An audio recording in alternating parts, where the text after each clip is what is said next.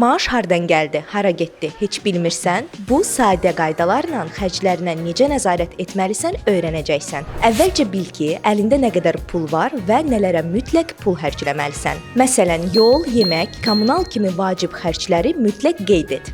Beləliklə, ayın sonunda bütün xərclərin göz önündə olacaq. Büdcəni 3 hissəyə ayır.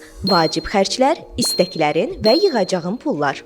Beləliklə, nəyin hara getdiyini dəqiq biləcəksən, nəyi azaldıb, nəyi artırmalı olduğunu daha aydın görəcəksən.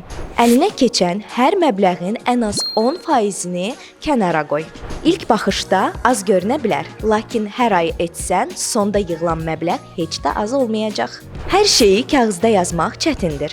Bütün xərclərini və gəlirlərini bank tətbiqində izləyə və özün üçün aylıq limitlər qoya bilərsən. Bu qaydalara bugündən başla və qısa zamanda fərqi özün görəcəksən.